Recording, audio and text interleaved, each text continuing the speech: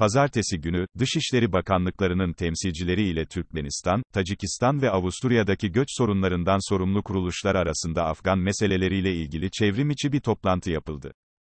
Görüşmede taraflar Afganistan'daki mevcut durumu, özellikle bu ülkedeki siyasi olayların seyrini ve bunların bölgesel istikrar ve güvenlik üzerindeki etkilerini tartıştılar.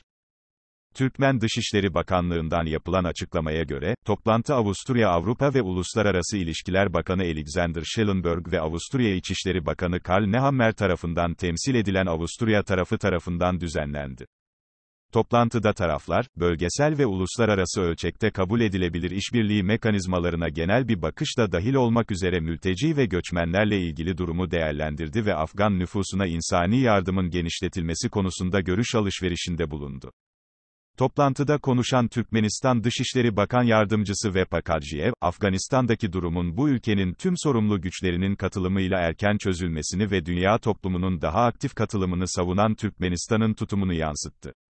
Bu konuda, Türkmen tarafının Afganistan'da barışı inşa etmeyi 3 ana yönü açısından değerlendirdiği kaydedildi.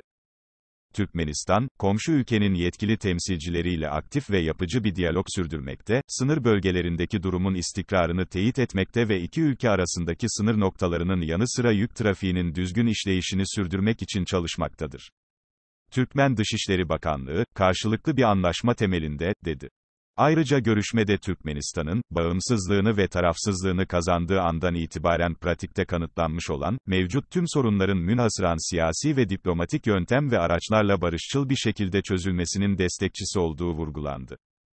BM Mülteciler Yüksek Komiserliği Programı Yürütme Komitesi'nin daimi bir üyesi olarak Türkmenistan'ın karmaşık insani durumların çözümünde geniş deneyime sahip olduğu ve uluslararası ortakları, Türkmenlere insani yardım sağlamak için karşılıklı olarak kabul edilebilir yolları aramaya ve kullanmaya çağırdığı da kaydedildi. Taraflar, Afganistan'ın sosyoekonomik yeniden inşasını kolaylaştırmak için somut adımlar atmayı amaçlayan aktif bir diyaloğu sürdürme konusunda anlaştılar. Pazartesi günü, Dışişleri Bakanlıklarının temsilcileri ile Türkmenistan, Tacikistan ve Avusturya'daki göç sorunlarından sorumlu kuruluşlar arasında Afgan meseleleriyle ilgili çevrim içi bir toplantı yapıldı.